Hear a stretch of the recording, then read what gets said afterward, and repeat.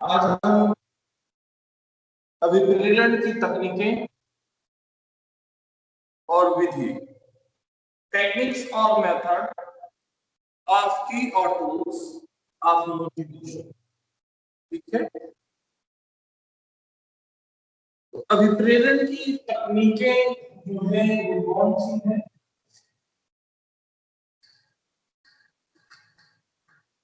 अभिप्रेरण की तकनीकें,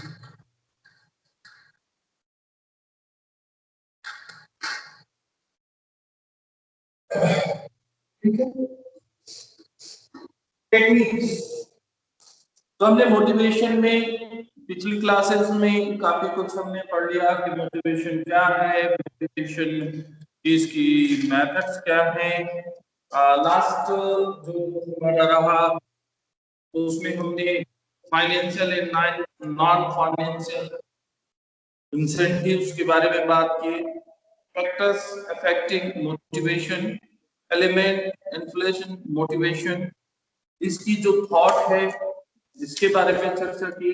आज हम अभिप्रेरण की तकनीक और विधियों के बारे में बात करते हैं, टेक्निक और मेथड्स ऑफ की और टू मोटिवेशन।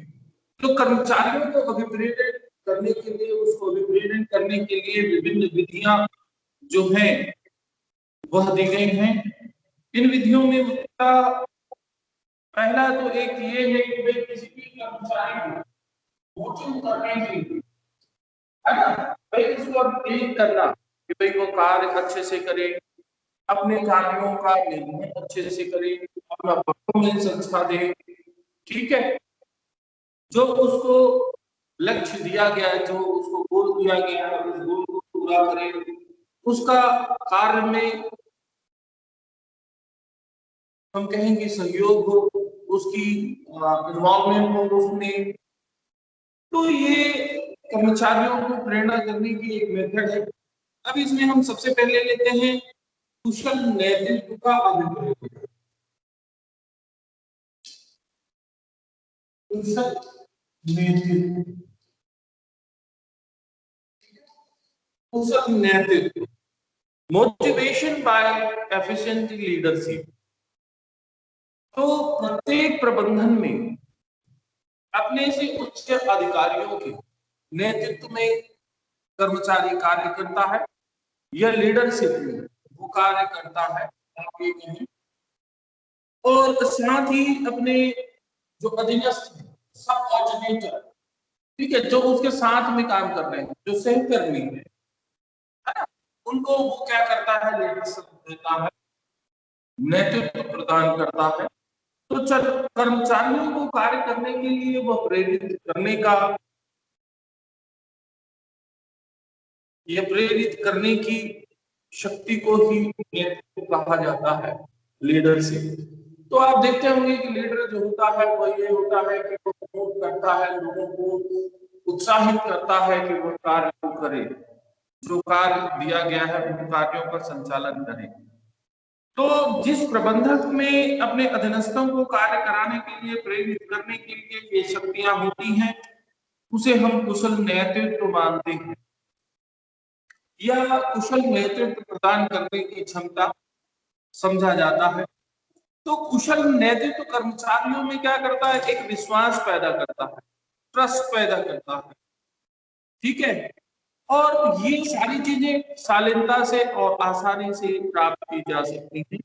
तो प्रबंधक अपने अधीनस्थों को, या हम ये कहें कि जो प्रबंधन है, मैनेजमेंट है, या उसका हम कहें कि जो हायर पोस्ट अथॉरिटी में जो लोग हैं जिनके पास अधिकार है, वो ये देखते हैं कि उनके कर्मचारी जो हैं वो कार्य को किस तरीके से कर रहे हैं, वो अपने सबऑर्डिनेटर को, जो के नीचे जो कार्य कर रहे हैं, उनके प्रॉब्लम्स को सुनते हैं, समझते हैं और उसके अनुसार से उसको दूर करने का प्रयास करते हैं।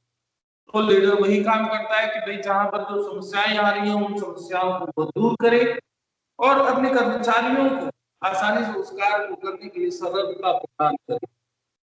तो इससे क्या होता है कि जो अधीनस्थ है, जो उसके सबऑर्डिनेटर है, जो उसके नीचे काम कर रहे हैं, उनको प्रोत्साहन मिलता है और वो बेबाक होकर अपनी समस्याओं का समाधान आसानी से कर सकते हैं, अपनी कठिनाइयों को दूर करने के लिए उसका निवारण करते हैं और वो अपनी निष्ठा के अनुसार से, मैंने शिक्षा के अनुसार से वो कार्य का संपादन करता है और वो कार्य करने के लिए तत्पर रहता है। यानी कि वो भाई उसमें कोई कोताही नहीं बरतता, कोई ये कहें कि भाई एक्सक्यूज नहीं, वो कार्य को करता है और स्वैच्छिक करता है। भाई यदि प्रॉब्लम सॉर्ट आउट होता जाए तो आप उस कार्य की ओर आगे बढ़ेंगे, आसानी से करेंगे। दूसरा, लक्ष्यों द्वारा नेतृत्व। लक्ष्यों द्वारा, लक्ष्य यानी कि गोल पोस्ट है ना, तो मोटिवेशन बाय गोल्स।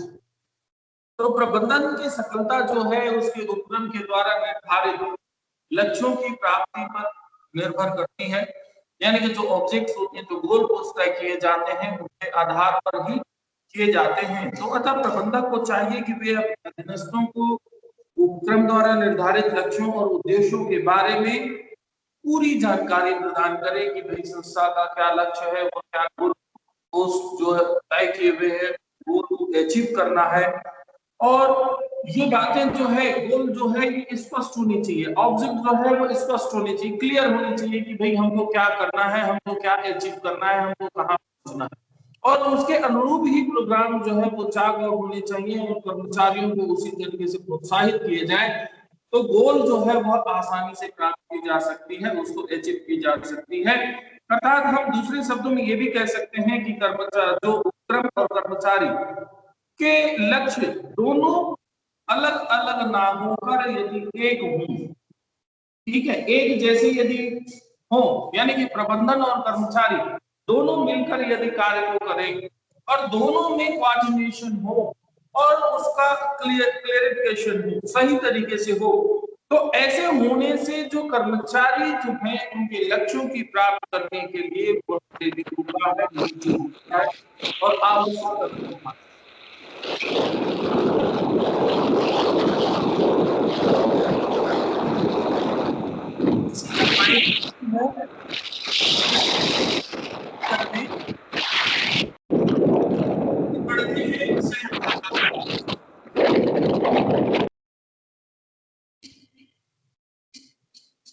सहभागिता, ठीक है। आगे हम बात करते हैं सहभागिता द्वारा मोटिवेशन, मोटिवेशन बाय पार्टिसिपेशन।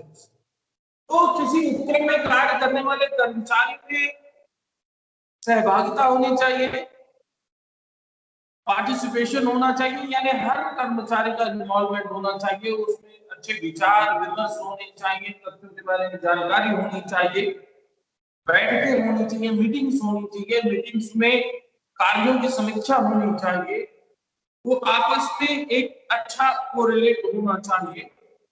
तो विचार विमर्श करने से और उसके अनुसार से निर्णय जो रिजल्ट है उसको उसमें शामिल करने से प्रबंधन में कर्मचारियों के प्रति प्रेरित कर सकता है वो कर्मचारियों में।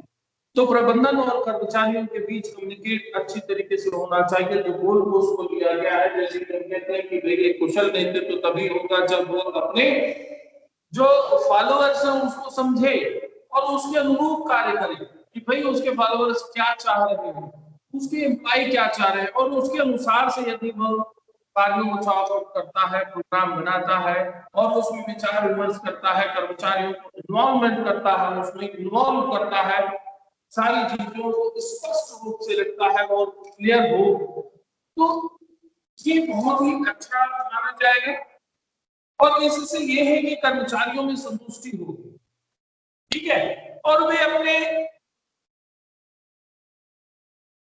जो कार्य है उसमें पार्टिसिपेट करेंगे और अपने एक्सपीरियंस को वो बांटेंगे और इस प्रकार से उसमें क्या होगी, एक साइकोलॉजिकल इफेक्ट होगा, है ना। जैसे कि आप घरों में देखोगे कि बड़े बुजुर्ग जब काम करने लग जाते हैं तो छोटे जो होता है बोलते हैं कि रहने दो, काम हम कर लेंगे।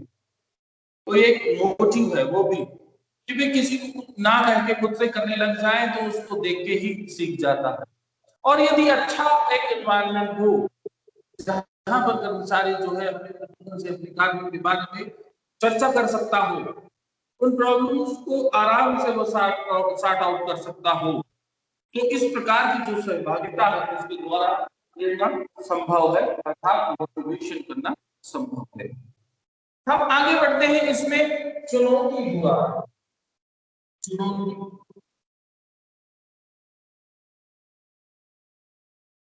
कहना यानी कि एक लक्ष्य निर्धारित करना, भाई चैलेंज आप ये कह सकते हैं।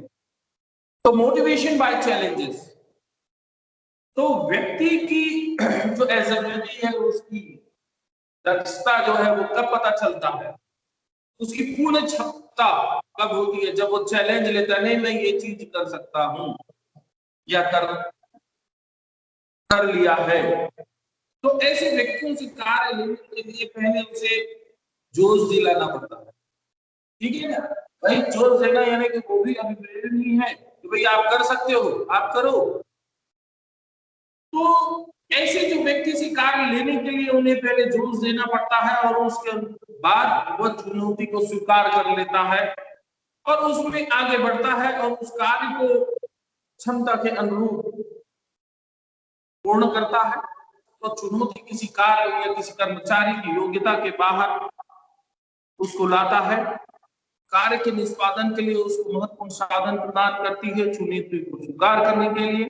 उसके अनुसार से जो कार्य है करने में कर्मचारी जो है अपने आप को गौरव अनुभव करता है और चुनौती द्वारा अभिप्रेरण प्रदान करते समय इस बात का विशेष रूप से ध्यान रखना चाहिए कि उसके लिए जो पुरस्कार घोषित किए गए हैं उस कार्य को करने के लिए, तो उसको उसका निष्पादन तुरंत हो जाना चाहिए, अर्थात जैसी उसकी घोषणा की गई है कार्य पूर्ण होता है वैसे ही उसको ट्रांसफर करनी चाहिए जिससे कि वो मोटिव हो सके, अभिप्रेरित हो सके और उसको साइकोलॉजिकल इफेक्ट हो।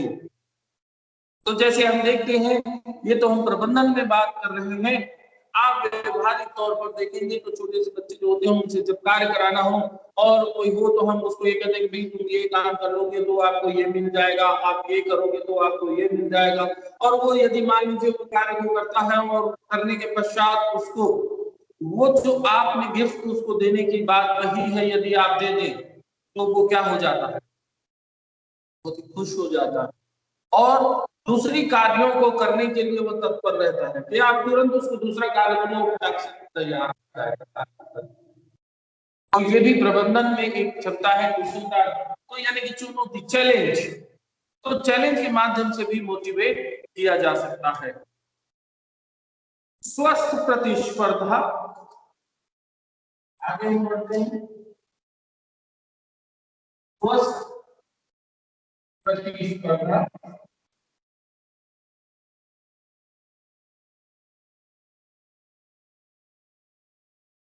कंपटीशन, कंपटीशन जो है वो अच्छा होना चाहिए, हेल्दी होना चाहिए, ठीक है। तो मोटिवेशन बाय साउंड कंपटीशंस, तो इसमें यह है कि स्वस्थ प्रतिस्पर्धा अभिप्रेरण देने का एक प्रमुख टूल है, टेक्निक है।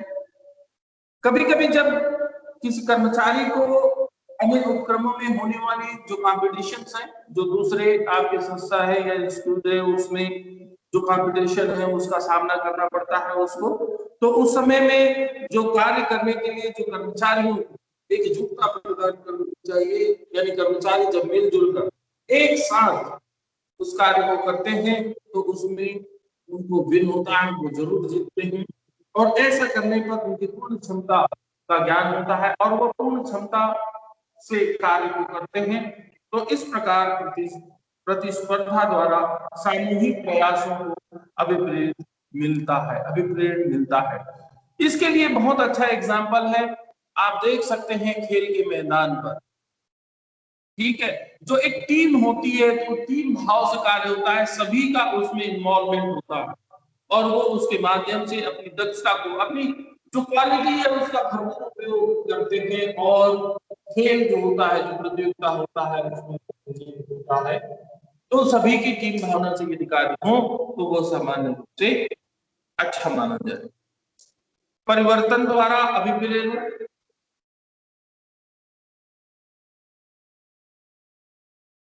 परिवर्तन द्वारा, ठीक है, changes, change, motivation by change. आवश्यकता पड़ने पर किसी व्यक्ति की प्रवृत्ति को परिवर्तित करने के लिए प्रबंधक को स्वयं अपनी प्रवृत्ति में परिवर्तन करना पड़ता है। इसे परिवर्तन द्वारा अभिप्रेरण कहा जाता है। जैसे कि मान लीजिए यदि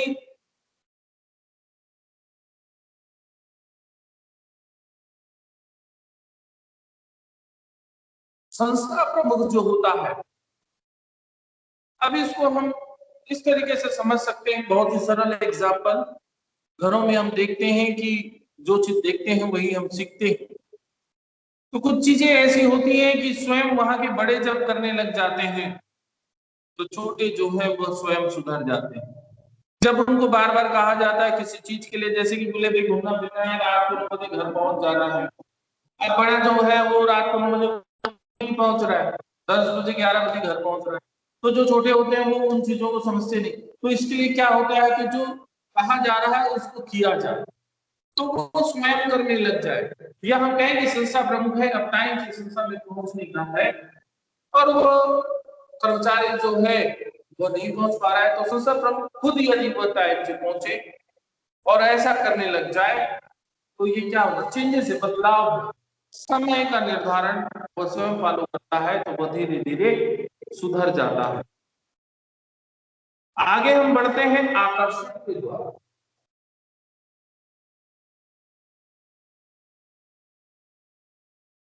आकर्षण के द्वारा, ठीक है। तो मोटिवेशन बाय अट्रैक्शन, अट्रैक्शन, तो कर्मचारियों को अच्छा कार्य करने के लिए आकर्षण प्रदान करके अभिप्रेरित किया जा सकता है। जो कर्मचारी अच्छे कार्य करते हैं या उसे निर्धारित अवधि में पूर्ण करते हैं या समय से पूर्व यदि वह पूर्ण करता है तो उसकी प्रशंसा की जानी चाहिए, उसकी तारीफ की जानी चाहिए, उनके कार्यों की समीक्षा की जानी चाहिए, उसको मान्यता मिलनी चाहिए, उसको पुरस्कृत करना चाहिए, उसको प्रमोट करना चाहिए। तो ऐसा करने से कर्मचारी भी अच्छा कार्य करता है और उसे निर्धारित अवधि या उससे पहले कार्य को करने की उसकी लालसा या उसकी प्रेम जो है, मोटिव जो है, मोटिवेशन उसको मिलता है और उस कार्य को करने के लिए तत्पर हो जाता है और कार्य करता है। मानवीय व्यवहार,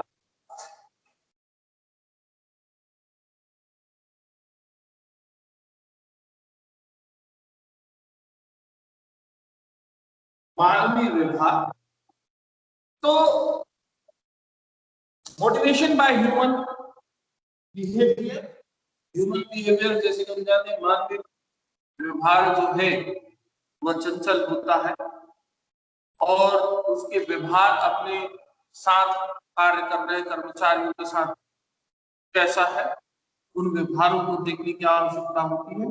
तो प्रबंधक को चाहिए कि वे अपने अधीनस्थों के साथ मानवीय व्यवहार करें। उसे इस बात पर हमेशा सदैव ध्यान रखना चाहिए कि कर्मचारी पहले एक मानव, मनुष्य और बाद में कर्मचारी। कहने का तात्पर्य ये है कि व्यक्ति को व्यवहारिक होना चाहिए। व्यवहारिकता में जैसे हम देखते हैं कि कोई कार्य कर नहीं पा रहा है और जबरदस्ती उससे लिया जा रहा है, तो भाई एक व्यक्ति यदि उसको हम कहते हैं ना कि भाई यदि कोई कार्य करना है तो पहले आप उसको देख लीजिए। कई बार ऐसी बातें होती हैं, कहते हैं कि भाई आप यदि ये समझो कि भाई हम क्या है, आप हमारी स्थिति पर आप खड़े होइए, फिर उसके बाद आप समझिए। तो जो प्रैक्टिकली होना जिसको कि कहा जाता है, पहले वो उसको समझे। ऐसा नहीं है कि भाई कर्मचारी है तो उसको मशीन समझ लिए और चलने दे, उससे नहीं, उसे मोटिव नहीं होगा बल्कि वो और क्या होगा, डिमोरलाइज होगा। ठीक है, तो समय के अनुसार से चलना होना चाहिए। तो इस बात पर उसको हमेशा ध्यान रखना चाहिए कि जो कर्मचारी है वो पहले मनुष्य मानव है और उसके बाद ही कर्मचारी है, वो अपने श्रम को बेचता है, स्वयं को नहीं। यानी उसको आहत नहीं करनी चाहिए, वो काम करता है, कर्मचारी जो है वो कार्यों के लिए होता है और कार्य के अनुसार से होता है। तो मानवीय व्यवहार उसकी अभिप्रेत उसकी करनी चाहिए कर्मचारी के स्तर में, वो कितना छोटा है, बड़ा है, क्या है, ये पर ध्यान नहीं देना चाहिए, बल्कि अच्छे व्यवहार होने चाहिए, चाहे वह आपके तृतीय कर्मचारी हो, फोर्थ कर्मचारी हो, या जो भी हो, संस्था का जो भी कर्मचारी है उनके साथ उनका व्यवहार जो है वह अच्छा होना चाहिए। और हर कर्मचारी या हर प्रबंधक यही चाहता है कि कर्मचारी से प्रबंधक अच्छा व्यवहार की अपेक्षा करता है, और प्रबंधक से कर्मचारी भी जो है वह अच्छे व्यवहार की लालसा रखता है, और उसके अनुसार से ही उसको संतुष्टि मिलती है, उसकी मान प्रतिष्ठा, निष्ठा, लगन और गौरव का वह अनुभव करता है। अब इसमें हम आए तो और देखते हैं कि भाई स्वस्थ की दशाओं में उपलब्ध करके प्रशिक्षण के द्वारा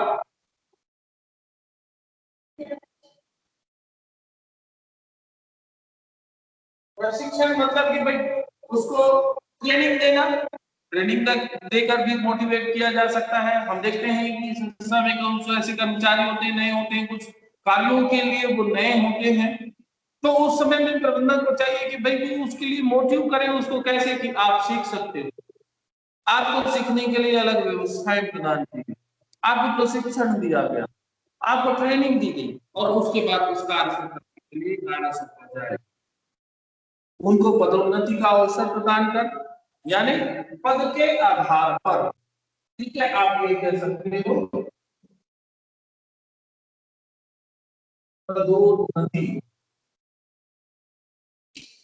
प्रमोट कर, ठीक है, ये भी अवसर, प्रमोशन का अवसर प्रदान की जाए, अवसरों में वृद्धि की जाए, तो भी वह आगे बढ़ सकता है। उसकी जॉब की सुरक्षा, सेवा प्रदान, सेवा सुरक्षा, भाई कार्य की उसकी सुरक्षा, भाई की जॉब में बने रहते, ऐसा नहीं है कि काम नहीं किया और भगा दिया जाएगा तो उसमें डर पैदा हो जाएगा और वो डर के मारे काम नहीं करता। तो भाई उसकी जॉब की सुरक्षा भी होनी चाहिए, उसकी सिक्योरिटी भी होनी चाहिए कि जिससे कि वह अपने वित्तीय वित्तीय प्रेरणाएं, जो कि मैंने आप पिछली क्लास में हमने इसके बारे में विस्तार से चर्चा किए थे, ठीक है। अब हम ये देखते हैं कि अभिप्रेरण की आवश्यकता जो है क्यों है, उसकी क्या इम्पोर्टेंस है, महत्व है, ठीक है। तो अभिप्रेरण, तो अभिप्रेरण की आवश्यकता, महत्व, उसके लाभ, उसकी भूमिकाएं जो हैं, तो प्रबंधन में अभिप्रेरण का जो महत्व है वो काफी महत्वपूर्ण होता है। Importance of motivation in management, तो अभिप्रेरण प्रबंधन का एक बहुत ही महत्वपूर्ण कार्य है, जो संस्था में कार्यरत व्यक्तियों को निर्धारित लक्ष्यों की प्राप्ति को ओर निर्देशित अथवा अभिप्रेरित करता है। ये प्रबंध का एक, हम ये कहें कि जिस तरीके से मानव शरीर में हार्ट का काम करता है, उस तरीके से प्रबंधन में मोटिवेशन जो है हार्ट के रूप में है, या ये प्रबंध का हार्ट है, आप ये कह सकते हो मैनेजमेंट हार्ट। जैसे कि प्रबंध शास्त्र की एनल ने कहा, इसको इस तरीके से परिभाषित किया कि अपर्याप्त अभिप्रेरण सर्वाधिक सुदृढ़ संगठन को समाप्त कर सकता है। अपर्याप्त अभिप्रेरण यानी कि जहां पर यदि ये चीजें ना हो तो अच्छी संस्था जो है वह भी खत्म हो जाएगा, यानी कि उसको समाप्त हो सकता है। तो अभिप्रेरण की आवश्यकता और महत्व आप इसी से ही समझ सकते हैं कि प्रबंधन में अभिप्रेरण को हृदय के समान यानी हार्ट समान माना गया है। अर्थात इसके लक्ष्यों की प्राप्ति में सहायक है, आवश्यकताओं की संतुष्टि है, मानवीय संसाधनों का अधिकतम उपयोग है, स्वस्थ मानवीय संबंधों का विकास है, कार्य संतुष्टि है, मनोबल में वृद्धि है, कार्य कुशलता में वृद्धि है, सहयोग में वृद्धि, स्वास्थ्य वातावरण की स्थापना होती है, कर्मचारियों में स्थायित्व होता है, और साधनों की मितव्ययता और अधिकतम उपयोग करना संभव होता है। संस्था का जो गुडविल है उसको बढ़ाया जा सकता है, इससे उसको वृद्धि की जा सकती है, कर्मचारियों की अनुपस्थिति में कमी हो सकती है, विपरीत किए जाए तो वह जो है लगन से कार्य करेगा और इससे संस्था में सुधार आएगा। अभिप्रेरण एक व्यवहारिक प्रबंधन का कार्य करता है, जिससे कि बिहेवियर जो है वह भी संतुष्ट होता है। अब हम बात करते हैं यहाँ पर लास्ट पॉइंट, अभिप्रेरण की सीमाएं, लिमिटेशन ऑफ मोटिवेशन। तो इसकी अभिप्रेरण की क्या लिमिटेशन है? ठीक है, अभिप्रेरण की व्यवस्था, इसको समझने की आवश्यकता है। स्टैंडिंग अप मोटिवेशन सिस्टम, हम सीमाओं से पहले अभिप्रेरण की व्यवस्था की स्थापना को समझते हैं। स्टैंडिंग अप मोटिवेशन सिस्टम, तो किसी भी संस्था का एक अच्छा अभिप्रेरण व्यवस्था स्थापित करने के लिए उसको अभिप्रेरण की आवश्यकता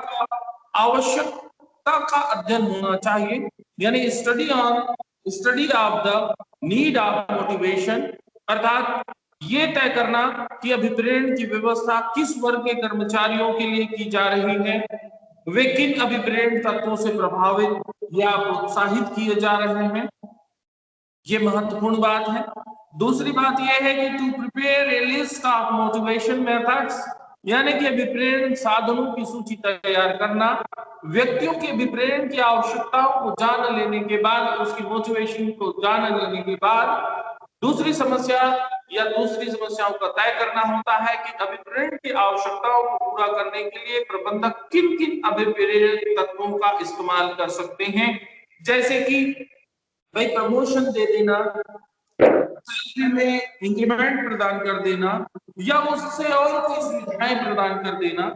तो अभिप्रेरण की व्यवस्था की स्थापना जो है, स्टैंडिंग ऑफ मोटिवेशन सिस्टम, यानी अभिप्रेरण की आवश्यकता क्या है, उसकी नीड्स क्या है, इसको जानना, उसकी एक लिस्टिंग करना, लिस्ट करने के बाद जो प्लान किए गए हैं उसके अनुसार से उसका सिलेक्शन करना, उसका चुनाव करना, और अभिप्रेरण योजनाओं का जो परिणाम है, उसके जो रिजल्ट्स हैं उसकी समीक्षा करना, यानी उसका रिजल्ट तय करना, ये भी काफी महत्वपूर्ण होता है। अर्थात observation of the result of motivation, यानी अभिप्रेरण की योजना लागू कर देने के बाद जो रिजल्ट्स आते हैं उन रिजल्ट्स का अध्ययन करना, और ये देखना कि योजना जो है वो इच्छित अनुसार से प्राप्त किए गए हैं कि नहीं, या उसको प्राप्त करने के लिए वह कितना सहायक है।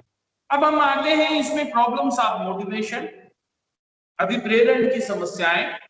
तो अभिप्रेरण की योजना जो है ये अधिशासी होती है, अर्थात कर्मचारियों के मध्य संबंधों को प्रभावित करता है, और इससे महत्वपूर्ण समस्याएं जो है वो उत्पन्न होना स्वाभाविक होता है। हम जहाँ देखते हैं कि अच्छाई होती है वहां पर बुराई होती है, और जिन चीजों पर जो कार्य करते हैं, जैसे कि हम कहते हैं कि भाई जो कार्य करेगा उसी के साथ समस्याएं आएंगी। तो आवश्यकता है इसमें, तो ये समस्याएं कौन कौन सी आती है भाई इसमें? प्रोडक्टिविटी, चेंज, जॉब ड्रेसिंग, ठीक है, डिजाइन, जॉब डिजाइन, आपके problems employ, limitation of employ, not possible of fulfilling all the demands of the employ, problems of unequal motivation, अर्थात उत्पादकता, परिवर्तन, कार्य करने का ढांचा, अभिप्रेरण का एक अंतःप्रेरणा, आपके जो कर्मचारी हैं, यानी कि कर्मचारियों में भी प्रॉब्लम आती है, कर्मचारी के संबंध में विभाग का कार्य करने का परंपरागत जो तरीका है पर्यवेक्षण के माध्यम से, यानी कि सुपरवाइजर के माध्यम से होते हैं, अर्थात व्यक्ति जो है मेन बॉस प्रबंधक होता है उसके द्वारा होते हैं, और प्रबंधकों को प्रशिक्षण देते समय ये बताया जाता है कि वो अपने अधीनस्थ के साथ कार्य करते हुए अधिक कठिन समस्याओं में से कुछ का सामना किस प्रकार से किया जाना चाहिए। इस प्रकार से ऐसे जो कर्मचारी हैं इनको अभिप्रेरित करने में कठिनाई महसूस होती है, ठीक है, क्योंकि संदिग्ध जो कर्मचारी होते हैं वो अपनी अलग अलग समस्याओं को अलग अलग समय पर प्रेषित करते रहते हैं। कर्मचारियों की जो सीमाएं हैं, लिमिटेशन ऑफ एम्प्लॉय, ये भी काफी महत्वपूर्ण होता है। कर्मचारियों की सभी मांगों को पूरा करना संभव नहीं होता है, या हम यूं कह सकते हैं कि हर किसी के लिए हर जो समस्याएं हैं उनको पूरी की जा सके, या उनकी इच्छाएं हैं, उनकी मांगे हैं, उनको पूरी की जा सकती हो। तो क्योंकि कर्मचारियों की सभी मांगों को पूरा करना संभव नहीं होता है, तो उसे ये आशा रखने की 100% जरूरी नहीं है कि वह ठीक हो जाएगा और सारी चीजें ठीक हैं। तो कर्मचारियों को एक निश्चित सीमा तक के ही मोटिवेट किया जा सकता है या मोटिवेट किया जाना चाहिए। तो चाहिए कि जो ये जो समस्याएं हैं, इन समस्याओं को ध्यान में रखते हुए कर्मचारियों को मोटिवेट करने की प्लान तैयार करनी चाहिए, एक योजना तैयार करनी चाहिए। तो उसमें ये देखने की जरूरत होती है उसकी उत्पादकता की, उसकी परिवर्तन की, उसकी जॉब की जो स्ट्रक्चर्स हैं, ढांचे हैं, उसको जो ऐसे कर्मचारी हैं जो कि डाउटफुल हैं, कुछ चीजों को समझते हैं, कुछ को नहीं समझते, उनको भी समझने की आवश्यकता होती है। तो ये आपकी लिमिटेशन समस्या की बात होती है। ठीक है, अब इसमें मोटिवेशन जो है इसके बारे में भी हमने अब लास्ट बात है इसकी समस्याएं। तो समस्याओं का भी मैंने बता दिया कि अभिप्रेरण की समस्याएं कौन कौन सी हैं, उसकी सीमाएं क्या हैं, लिमिटेशंस अभिप्रेरण की सीमाएं। यद्यपि अभिप्रेरण एक व्यावसायिक उपक्रम के सामान्य लक्ष्यों को प्राप्त करने के लिए आवश्यक होता है, किंतु कर्मचारियों को वास्तविक रूप से अभिप्रेरित करना ये कोई सरल कार्य नहीं है, आसान नहीं है कि भाई हमने कहा कि मोटिवेशन होना चाहिए और सब मोटिवेशन हो जाएगा, ये आसानी से नहीं हो सकता है। अभिप्रेरण के लिए किए गए प्रयास तभी उपयोगी सिद्ध होता है जब व्यवहारिक रूप से उनकी भावनाओं को समझे और उसके अनुसार से उसको विपरीत की जाए कर्मचारियों को। तो अभिप्रेरण के लिए जो श्रमिकों की आंतरिक भावनाओं को समझने की आवश्यकता है, उनकी मनोस्थिति स्थिति को समझने की आवश्यकता है और उसके अनुसार से ही सीमाएं तय होनी चाहिए। अर्थात कार्य संबंधी समस्याएं, आधारभूत तथ्यों के निर्धारण की समस्याएं, जो सीमित मात्रा में ही अभिप्रेरण दिए जा सकने की जो समस्या है, वह भी कर्मचारियों की असमानताओं के कारण अभिप्रेरण की असमानता की समस्या अथवा उसकी सीमा, कर्मचारियों की रुचि जो है उसकी भिन्नता, यानी कि भाई जो इंटरेस्ट है उसके अनुसार से होना चाहिए, तो हर कर्मचारी की अलग अलग होती है, उसको भी ये भी एक समस्या है। संगठन के प्रति कर्मचारियों की निष्ठा और आंतरिक उद्वेग स्वयं अभिप्रेरण के अभाव की समस्या अथवा उसकी सीमा। तो यहाँ पर आपका ये पॉइंट खत्म होता है मोटिवेशन, और नेक्स्ट क्लास से नए टॉपिक के साथ हम फिर चर्चा करेंगे। ठीक है, नेक्स्ट आपका पॉइंट होगा लीडरशिप, नेतृत्व। ये काफी इंटरेस्टिंग पॉइंट है और नए हेड के साथ हम फिर आपसे नई क्लास में। ठीक है, आप लोग इसको पूरा देखा करो भाई वीडियो, आप लोग कोई भी नहीं देखते हो देखो। आप जो लोग लास्ट में जैसे क्लास ज्वाइन करते हैं या बीच में ज्वाइन करते हैं तो वो लोग देखें, जहां पर समझ में नहीं आता वहां पर आप मेरे को पूछ सकते हो। किसी की कोई क्वेरी नहीं आती है तो मुझे ये लगता है कि आप लोगों को भाई सारी चीजें समझ में आ रही है ना। अभी आप लोग इसको डिनाई कर रहे हो और परीक्षा के समय फिर आपको बहुत सारी समस्याएं आएंगी कि कौन सी चीज क्या है, कैसे है, क्यों है, तो फिर उस समय दिक्कतें होंगी, फिर आप खोजोगे, है ना। तो आप इसको समझिए, पूरा देखिए, जहां पर समझ में नहीं आ रहा है, जहां पर आपको डाउट है या कोई चीजें कुछ और हो सकती हैं, तो उस समय में आप अपना जो क्वेश्चन है वो क्वेश्चन आप मेरे से कर सकते हो, उसका समाधान कर सकते हो। लेकिन जब आप इसको पूरा देखोगे तभी आपको उन चीजों के बारे में समझ में आए। ठीक है कुंती राणा? Yes sir. जी, तो आप लोग पूरा देखें, है ना, और फिर बताएं यदि आपको जहां पर कमी लगती है या कुछ चीजें और जाननी है तो उसको आप मेरे को बताओ नेक्स्ट क्लास में, तो हम पहले उसमें चर्चा करेंगे। ठीक है, और जब हम बात करेंगे, चर्चा करेंगे, तभी कोई चीज क्लियर होगी। ठीक, यस ओके, चलिए तो फिर अब नेक्स्ट क्लास में मिलेंगे। अभी आपका क्लास है, आप ज्वाइन कर लीजिए। ठीक, thank you sir. Okay, good day.